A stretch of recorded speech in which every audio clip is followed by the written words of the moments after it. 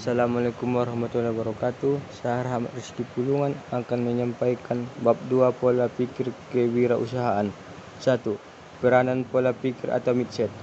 Mindset atau pola pikir merupakan keseluruhan atau kesatuan dari keyakinan yang kita miliki, nilai-nilai yang kita anut, kriteria, harapan, sikap, kebiasaan, keputusan, dan pendapat yang kita keluarkan dan memandang diri sendiri, orang lain, maupun kehidupan. Mindset adalah penyaring yang dibangun untuk menafsirkan semua yang kita lihat dan alami.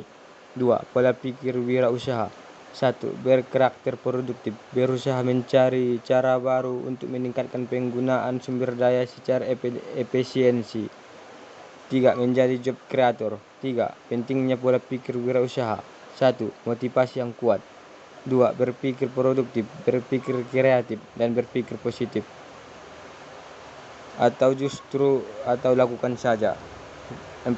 Faktor yang mempengaruhi pola pikir wirausaha. 1. Faktor lingkungan. 2. Faktor pergaulan dengan masyarakat. 3. Faktor pendidikan. 4. Faktor pengalaman. 5.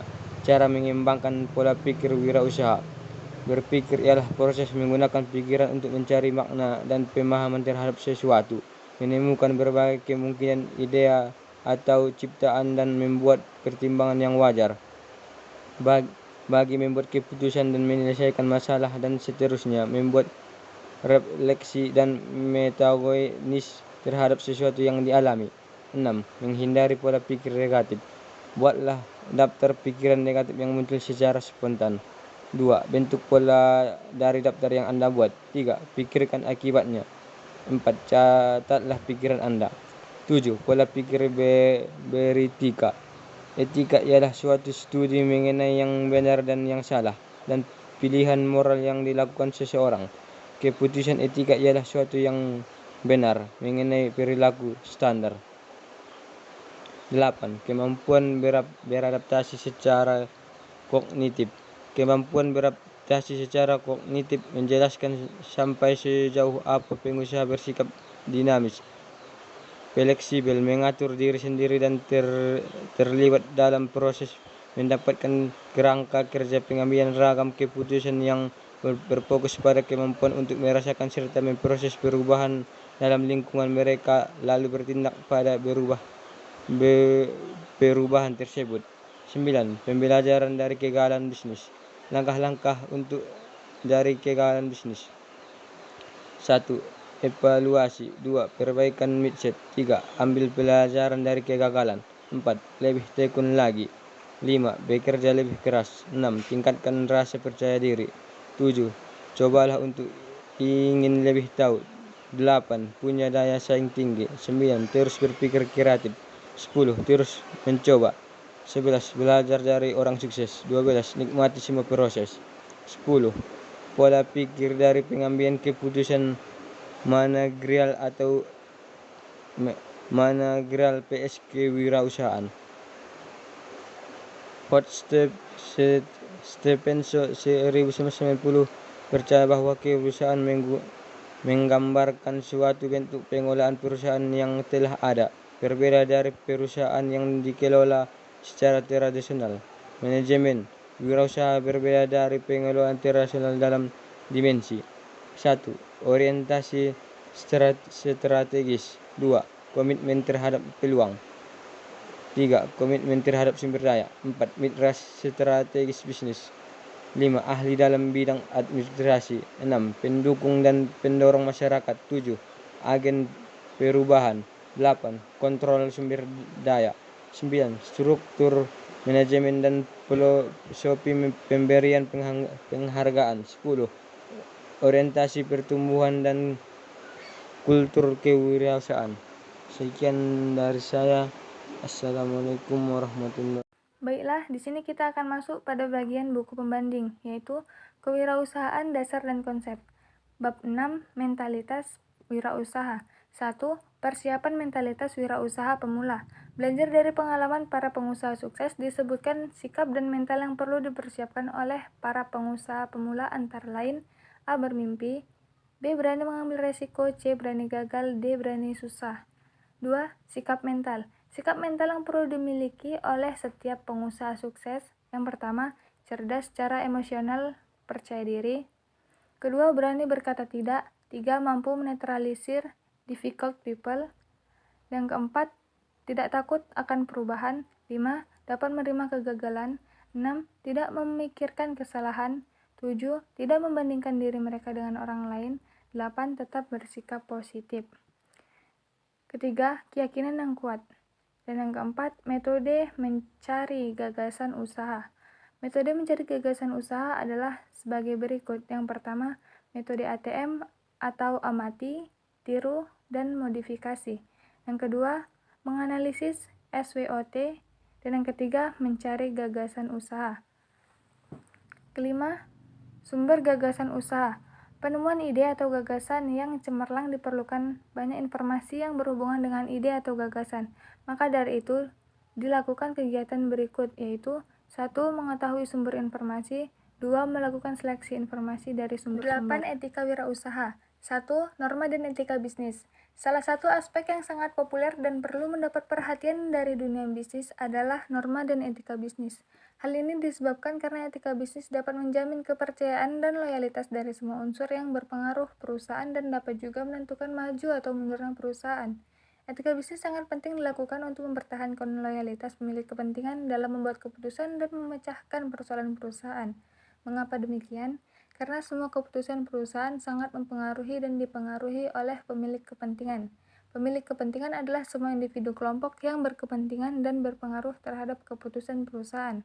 Ada 2 jenis pemilik kepentingan yang berpengaruh terhadap perusahaan, yaitu 1. Pemilik kepentingan internal.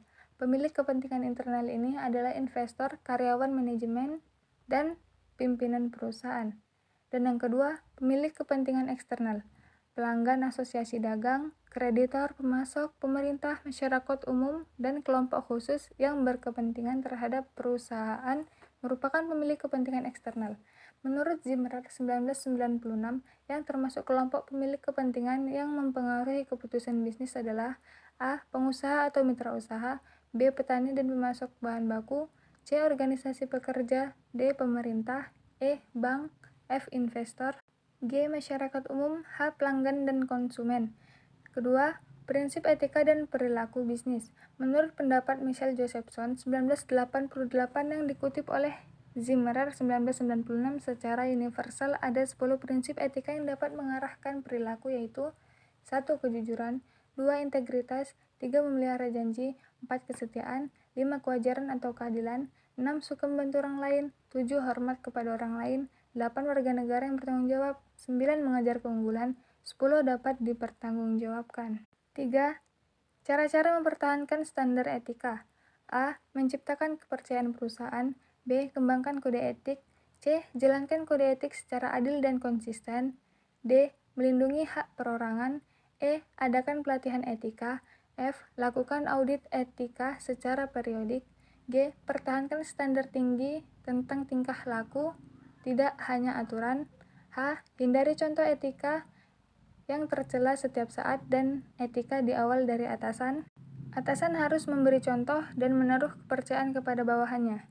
I. Menciptakan budaya yang menekankan komunikasi dua arah. Komunikasi dua arah sangat penting, yaitu untuk menginformasikan barang dan jasa yang kita hasilkan dan menerima saran untuk memperbaiki perusahaan. J. Melibatkan karyawan dan mempertahankan standar etika. 4. Tanggung jawab perusahaan. Selain etika, yang tak kalah pentingnya adalah pertanggungjawaban sosial perusahaan. Menurut Zimmer, ada beberapa jenis menurut pertanggungjawaban perusahaan, yaitu tanggung jawab terhadap lingkungan, 2. Tanggung jawab terhadap karyawan, 3. Tanggung jawab terhadap pelanggan.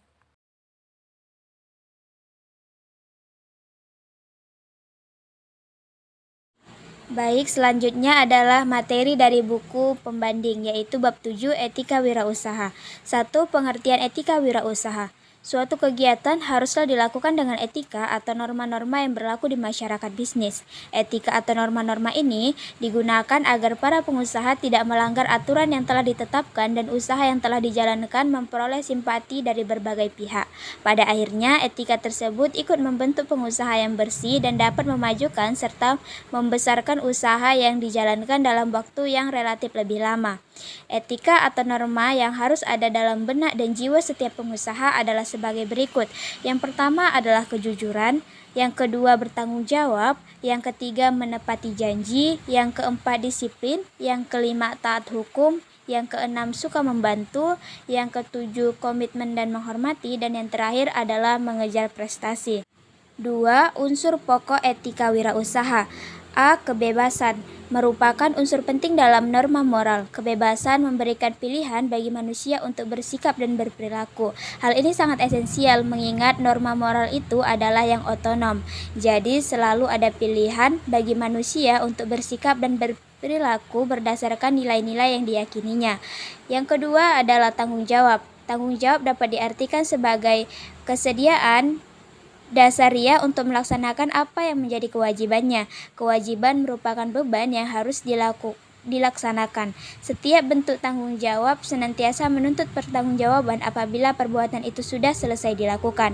Yang C adalah hati nurani. Suara hati seringkali disebut dengan hati nurani apabila manusia menghadapi situasi konkret yang mengharuskannya memilih sikap-sikap moral tertentu. Maka yang hadir pada saat itu adalah suara hati. Kemudian yang ketiga adalah prinsip etika berwirausaha. Yang pertama adalah prinsip otonomi.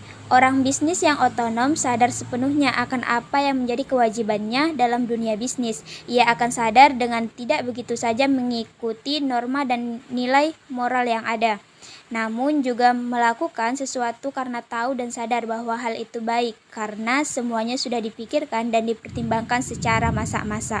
Kemudian poin yang kedua adalah prinsip kejujuran.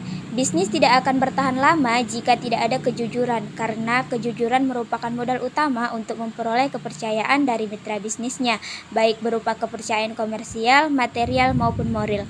Kejujuran menuntut adanya keterbukaan dan kebenaran. Selanjutnya adalah prinsip keadilan.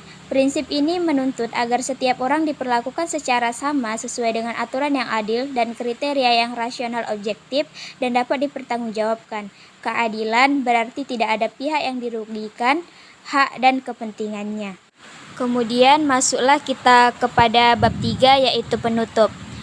Setelah membaca dan memahami dari sumber buku utama dan buku pembanding, maka dapat ditarik kesimpulan bahwasanya mindset adalah penyaring yang dibangun untuk menafsirkan semua yang kita lihat dan alami. Kemudian memiliki pola pikir produktif agar menggunakan semua kemampuan dan keahlian yang kita punya untuk mencapai tujuan tersebut dengan cara yang terorganisir.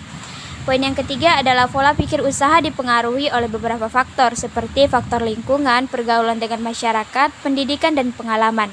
Selanjutnya, etika bisnis sangat penting dilakukan untuk mempertahankan loyalitas pemilik kepentingan dalam membuat keputusan dan memecahkan persoalan perusahaan. Poin selanjutnya adalah etika atau norma yang harus ada dalam benak dan jiwa setiap pengusaha adalah kejujuran, bertanggung jawab, menepati janji, disiplin, taat hukum, suka membantu, komitmen dan menghormati, serta mengejar prestasi. Selanjutnya, selain etika, yang tidak kalah pentingnya adalah pertanggungjawaban sosial perusahaan. Dan yang terakhir adalah menurut Zimmerer ada beberapa jenis bentuk pertanggungjawaban perusahaan, yaitu tanggung jawab terhadap lingkungan, tanggung jawab terhadap karyawan, dan tanggung jawab terhadap pelanggan. Kemudian, kelebihan dan kekurangan buku. Buku utama yang berjudul Usaha Kecil dan Kewirausahaan, Pola Pikir, Pengetahuan, Keterampilan. Kelebihannya adalah dari segi isi, buku ini memaparkan materi dengan sangat jelas dan detail, dan dari segi penulisan juga sudah bagus. Yang kedua, di setiap pembahasan disertai contoh, sehingga dapat mempermudah pembaca untuk memahami dan mengerti tentang isi buku tersebut. Yang ketiga adalah setiap halaman buku tertata rapi, mulai dari judul halaman, hak cipta, kata pengantar, daftar isi, pembahasan, hingga daftar pustaka. Dan yang keempat adalah dari segi sampul dan tampilan, juga jenis kertas yang digunakan, buku ini benar-benar indah dan terkesan mewah. Sedangkan kekurangan dari buku ini adalah yang pertama, tidak adanya rangkuman ataupun ringkasan di akhir setiap bab yang berfungsi untuk mempermudah para pembaca dalam memahami isi materi. Dan yang kedua adalah setiap gambar yang ditampilkan di dalam buku ini semua hanya berwarna hitam dan putih sehingga kurang menarik minat para pembaca. Kemudian buku yang kedua adalah buku pembanding yang berjudul Kewirausahaan, Dasar dan Konsep. Kelebihan dari buku ini adalah dari segi isi, buku ini memaparkan materi dengan sangat baik dan jelas. Yang kedua, penggunaan bahasa atau kalimat yang ringan sehingga mempermudah pemahaman bagi pembaca. Yang ketiga, dari segi sampul dan tampilan, buku ini sudah benar-benar bagus dan indah. Kemudian terdapat gambar yang indah dan berwarna di setiap babnya sehingga lebih menarik minat orang untuk membaca. Dan kekurangan yang terdapat dalam buku ini yang pertama adalah isi materi di dalam buku yang masih kurang detail dan mendalam. Yang kedua, tampilan halaman yang sedikit kurang rapi serta tidak adanya halaman untuk bagian hak cipta di awal tampilan buku. Dan yang terakhir adalah tidak terdapat kesimpulan di setiap akhir bab.